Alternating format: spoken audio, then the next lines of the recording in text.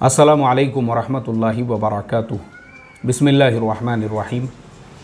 नहमदुहु व नुसल्ली अला रसूलिहिल करीम व अला आलिहि व अस्हाबिहि अजमाइन, अम्मा बाद। मोहतरम भाइयों, बुज़ुर्गों, दोस्तों, उत्तर प्रदेश की गवर्नमेंट ने मदारिस के सर्वे का जो हुक्म दिया, उसी से मुताल्लिक़ हमने अपने चैनल पे कुछ वीडियोज़ अपलोड किए और उसके अंदर हम जो बात समझाना चाह रहे थे उसका कुछ मतलब लोगों के समझ में आया, जिससे एक इंतशार की कैफियत पैदा हो गई और लोग ये समझने लगे कि बज़ाते ख़ुद मैं मदरसे का मुखालिफ हूँ या मदरसों के मुहतमिमों का मुखालिफ हूँ या उलमा का मुखालिफ हूँ।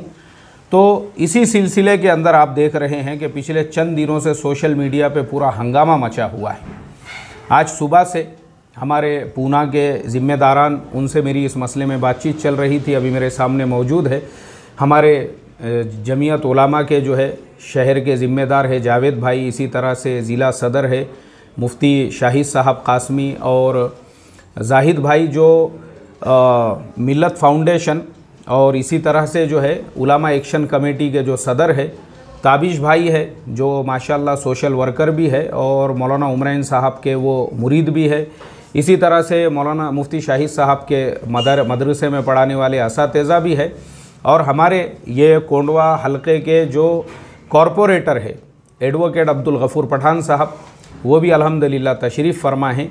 तो ये तमाम लोगों से इन मसलों पे सुबह से हमारी बातचीत चल रही थी। तो बात का ख़ुलासा यही है कि ये बातों से जो इंतशार फैल रहा है, क्योंकि हम सब मदरसे वाले लोग हैं, हम मदरसे के मुखालिफ नहीं हैं।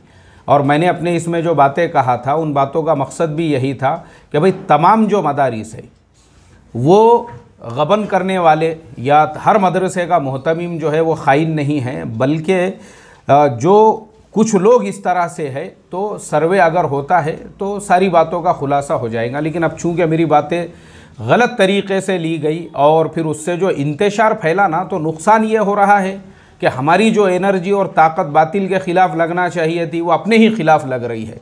मुझे कोई कुछ बोल रहा है, मैं उसके अगेंस्ट में वीडियो बना रहा हूं, तो फिर जो हमारे जनरल जो टॉपिक्स है और इसी तरह से जो हमारे दीगर फलाही और समाजी और सोशल काम हैं वो वैसे ही रह जा रहे और हम आपस में ही अपनी ताकत को ख़त्म कर रहे हैं।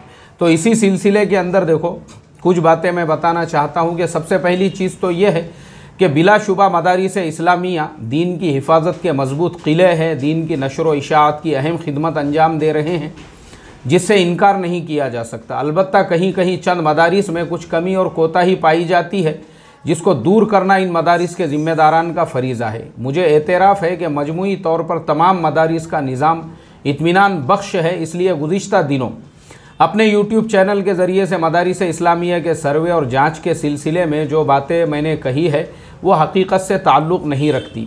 मैं इन तमाम बातों से रुजू करता हूँ जिस तरह मदरसा माहद मिल्लत मालेगांव के मुहतमिम और all India Muslim personal law board के सेक्रेटरी मौलाना मोहम्मद उमरैन महफूज रहमानी साहब के सिलसिले में भी जो बातें मेरे वीडियोज़ के अंदर कही गई है, मुझे ज़ाती तौर पर उसका अफसोस है और मैं मौलाना मोहतरम से माफ़ी का खास्तगार हूँ। आइंदा इस तरह की तमाम बातों से एहतियात का मैं यकीन दिलाता हूँ।